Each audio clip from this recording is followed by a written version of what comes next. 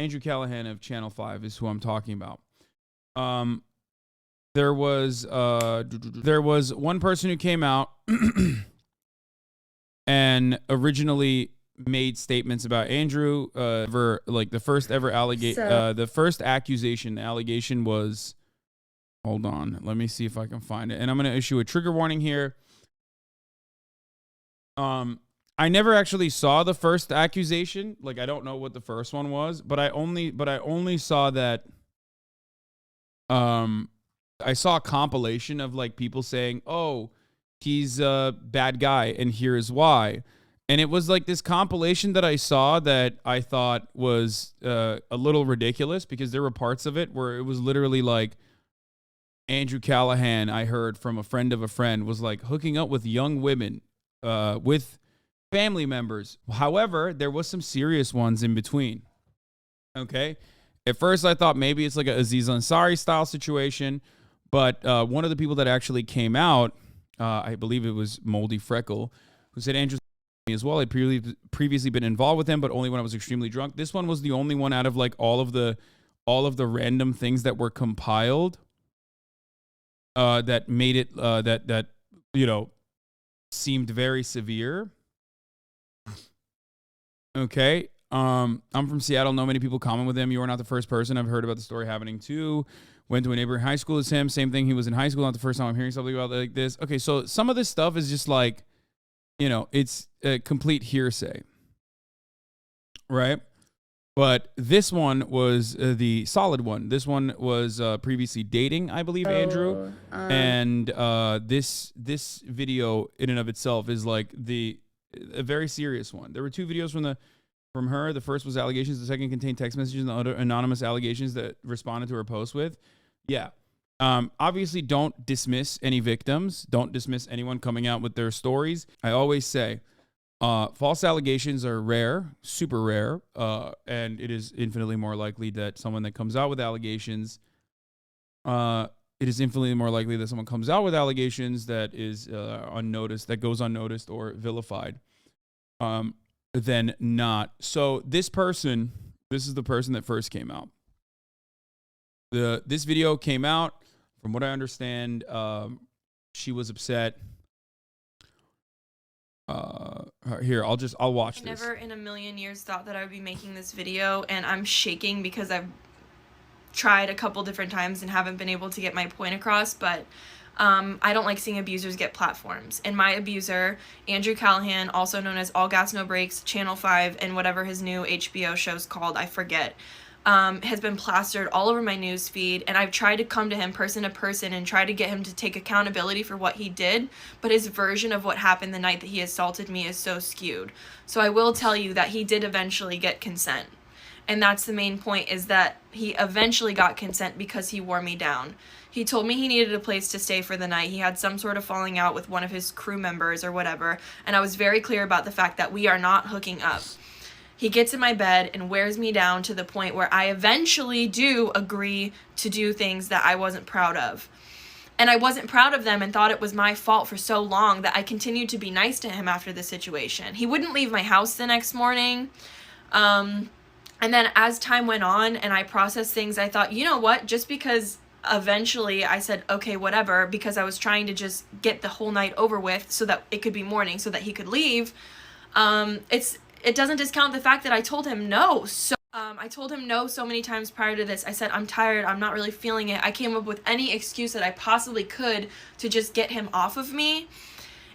So both Andrew and her, from what I understand, were extremely drunk when this happened. And that's why it's like this one originally, I don't know any of I don't know the exact details of what happened here. And this is like one of the first times that I'm hearing about it, other than the fact that I only looked at Reddit pretty much. Like, I didn't even see this video itself. And that's still not consent ultimately. Not, it's still coercive in nature if there's like pressure involved. Even during the Me Too shit, like we talked about this, of course it's incredibly common. It is, and I say this all the time, whether it's someone I know, someone I don't know, this is a consistent thing that I mention all the time. This happens as a consequence of, one, the ways that everyone is taught on how gender dynamics are supposed to work, even though it is literally wrong, okay? It's a product of the patriarchy. It is social conditioning. And then also on top of that, you pile on the gray nature of interpersonal communication and dynamics, especially in a situation like in a non-platonic romantic situation. All of a sudden, it's basically a powder keg. So whenever I see stuff like this, like, I try to be as understanding as possible. But this is not uncommon. I think that what Andrew was doing, I didn't see this one, but I did see the other one, was pestering. Like, it seems like in this circumstance is a person that he was involved with originally. Like, they dated, I believe. And the long and short of it basically is that she was offering him a ride, and he was like trying to hook up with her, trying to kiss her in the neck, trying to hook up with her. And even like went so far as to like pull her hand down his pants. I'll let her explain it. I told him I would take him home because he lived close by, but that I did not want to have sex in my car at all. I did not want to have sex with him again, ever. And after we got to my car, he started advancing towards me, started touching my inner thigh, and pulled me forward and started kissing my neck. So I really couldn't move out of the position. He was holding me like tightly. And he proceeded to put his hand down my pants. I told him to stop. I told him to get off of me multiple times. He tried to put my hand down his pants, and I was, fighting against him during this, told him to please stop. And he said, you could. There's no gray area here, man. No, I know. There isn't. There is not. I'm saying that in normal circumstances, something that otherwise, depending on who the two individuals are, would be a consensual touch can immediately be unconsensual. This is one of those circumstances where it clearly is not. It is clear cut. Okay? And I said, no, I don't want to do that. Get out of my car. At that point, it was, I'm not taking you home anymore. Get the fuck out of my car.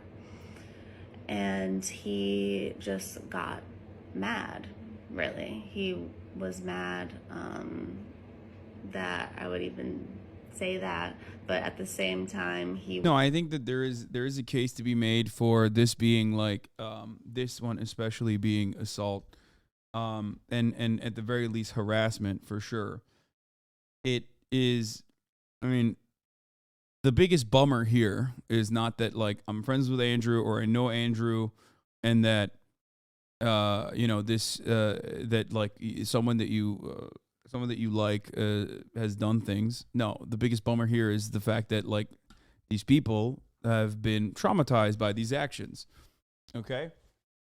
Like that is the, keep your eyes on the prize, I guess, and be a little bit more understanding. Was laughing at me and continued to try to kiss me and was like, are you serious? Come on. Yeah. It was not fun. So I told him to get out of my car again. He wouldn't get out. And he said, you could at least take me home.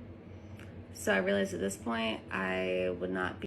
I think a lot of people like this usually speak up because they fear that when someone comes out, they usually fear that like this is repeat behavior. And that's the reason why they come out and speak out on things like this. Okay? So they want to prevent this from happening again. It's not like, I know that the immediate alternative is like, oh, this is a person who was scorned, and that's why they're fucking coming out. And even if like one person, even if the original accusation is like that, the other people that are coming out in that situation are offering repeat, offering repetitive patterns, like pestering, legitimately, like regularly pestering. I'll wait for what Andrew's side of it is, but it does seem like this is pretty commonplace behavior.